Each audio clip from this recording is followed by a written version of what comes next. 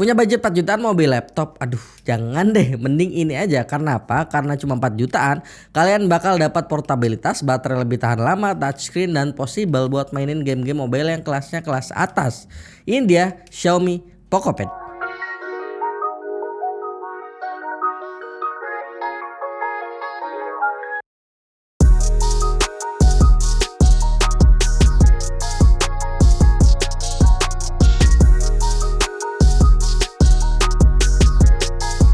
Tablet ini tepatnya dijual start dari 3,8 jutaan rupiah, dan buat harga segini tablet ini terlihat sangat menarik ya. Materialnya pakai aluminium yang ngasih kesan kokoh dan premium waktu dipakai, tapi mirip iPad.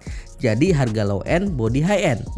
Bobot tablet ini ringan coy, setengah kilogram doang alias 571 gram doang, dengan ketebalan di 7,5 mm. Dan saat dibuka, kualitas layarnya cakep di harga 3 juta. Ini juga yang jadi jualan utama Poco Pad ini. 12,1 inch IPS, 2,5K resolution, 120Hz, brightness up to 600 nits yang udah dilapisi pelindung Gorilla Glass 3. Buat nikmatin konten multimedia, Netflix, YouTube, kerja, atau bahkan main game kerasa nyaman banget. Nah, berkat resolusi tingginya ini, kualitas gambar yang dihasilin kelihatan detail, hidup, dan nyaman di mata. Apalagi kalau gue lihat-lihat, coloring space-nya juga kerasa akurat dan punya viewing angle yang cukup luas ya. Dan 120Hz nya ini bikin use experience berasa smooth dan mulus saat kita bernavigasi, scrolling di medsos, YouTube, baca berita, kerasa nyaman banget pakai Poco Pad ini. Dan gak lupa layarnya udah mendukung adaptive refresh rate, yang berarti refresh rate nya ini bisa secara otomatis disesuaikan tergantung kebutuhan konten yang lagi running saat pengguna pakai Poco Pad ini. Kualitas audio dari tablet ini pun terdengar oke ya, pakai 4 stereo speaker yang dirancang dengan dukungan Dolby Atmos. Output speakernya berasa kenceng dengan karakter suara yang mid sama high-nya nih cenderung lebih maju ya. Jadi si bassnya ini berasa agak kurang sih, tapi in general gua cukup appreciate sih dengan kualitas speakernya ini karena separasi audionya lumayan rapi ya. Suara mid high itu berasa gitu pemisahannya dan gak nabrak-nabrak. Dan bagusnya kalau misal lu ngerasa kurang cocok sama karakter output speakernya, Poco Pad masih dikasih audio jack 3,5 mm. Jadi kalau kalian punya IM atau headset kesayangan, tinggal colok dan gak perlu adapter tambahan gitu loh. Tablet Android ini pun gua rasa enak kok dipakai game. Kenapa? Karena dia pakai chipset yang kelasnya udah menengah ke atas ya menurut gua ya. Pakai Snapdragon 7S Gen 2 yang performanya cukup memuaskan buat banyak kebutuhan, mulai dari harian sampai gaming, bahkan Antutu benchmarknya tembus di 556 ribuan, yang artinya kenceng buat sebuah tablet yang harganya 3,8 jutaan rupiah doang. Best chipset ini pakai fabrikasi 4 nanometer yang otomatis ya hemat daya.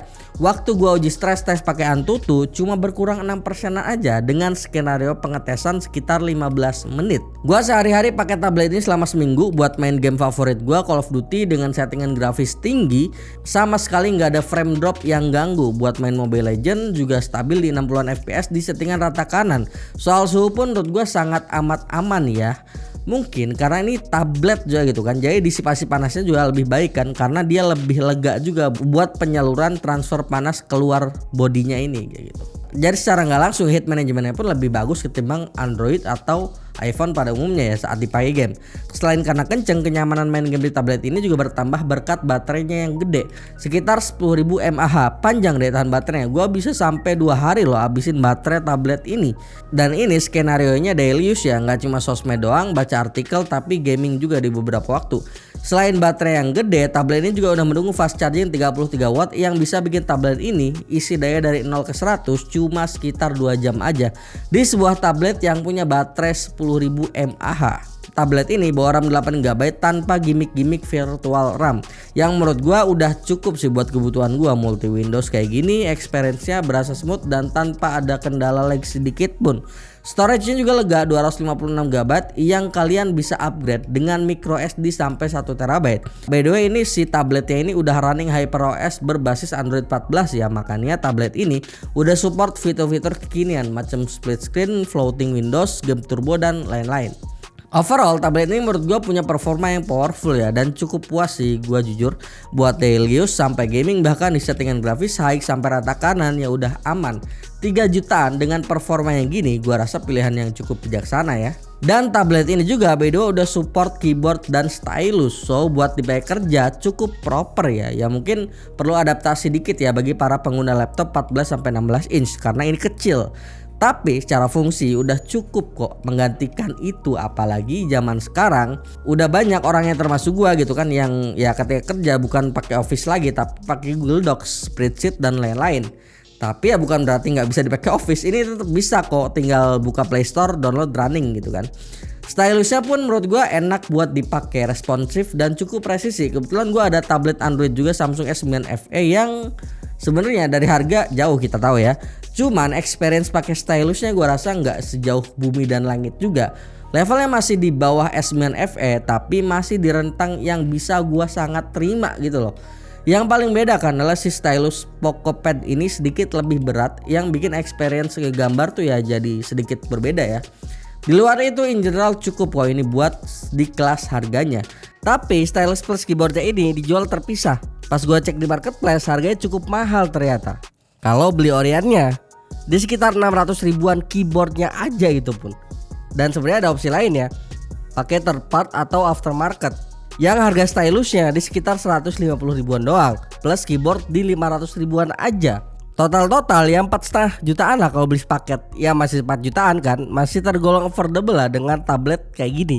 Terakhir, tablet ini punya dua kamera, satu kamera depan dan belakang yang sama-sama 8 megapiksel. Tapi yang ini bukan kamera ya. Buat yang tertipu nyangka yang ini kamera, ini bukan kamera, ini flash coy. Agak-agak nih pokok. Awalnya gue kira kamera juga sih ini di belakang nih, jadi ada dua kamera gitu loh. Tapi pas dicek, loh satu doang kamera ternyata yang belakang ini, yang satunya cuma flash doang tapi agak gede gitu kan. Hasil kameranya jujur terlihat cukup bagus ya, dengan catatan ada di kondisi cahaya yang cukup. Image quality yang dihasilin lumayan tajam, cukup detail tapi pewarnaannya cukup sering miss sayangnya ya. Dan sayangnya juga saat ada di kondisi yang cahayanya seadanya ataupun kurang, kualitasnya ini langsung drop jauh. Cukup banyak noise dan makin miss ini pewarnaannya gitu. Jadi sekedar ada aja sih kamera ini. Dan fungsinya lebih ke misal gitu ya, lagi kerja scan sesuatu atau foto-foto dokumen gitu kan, ini ya jadi perangkat yang kabarnya bakal kepake, bakal bisa diandelin buat kebutuhan mendesak kayak gitu. Tapi kalau buat kebutuhan yang foto yang beneran dipakai buat upload sosial media, gua rasa enggak sih. Hasil selfie kamera depan juga seadanya, cukup buat video conference atau meeting online aja, tapi sangat enggak direkomendasikan buat selfie cantik di pantai. Kan agak aneh gitu ya, ke pantai liburan foto-foto pakai tablet. Atau kamu justru suka yang aneh-aneh? Dengan beberapa kekurangan tadi yang gua sebut, apakah tablet ini layak buat dibeli? Menurut gua, maaf ya kalau nanya sendiri dan jawab sendiri ya, menurut gua layak banget. Apalagi mengingat harga yang ditawarkan tablet Android ini kalau sepaket cuma 4 jutaan aja. Kalau tabletnya doang cuma 3,8 jutaan aja. Jadi masih masuk yang murah, affordable gitu kan. Performa kenceng, layar bagus, enak dilihat, desain cakep dan baterai yang awet udah cukup buat gua bilang ini salah satu tablet terbaik di harga 3-4 jutaan. Cocok buat secondary device atau main device kerjaan yang bisa dibuat untuk kemana-mana. Dan cocok juga buat adik-adik kalian yang masih sekolah tapi butuh perangkat untuk menunjang kebutuhan belajar. So, begitu kesimpulannya. So, sampai sini dulu review Poco Pad kali ini. Main-mainlah ke pemchannel.com agar dapat melihat perkembangan teknologi khususnya di bidang IT. Join Discord server dan follow sosial media kami di kolom deskripsi. Sekian dulu, gua Yusril, review Poco Pad 2024. Sampai jumpa di video selanjutnya. Bye bye.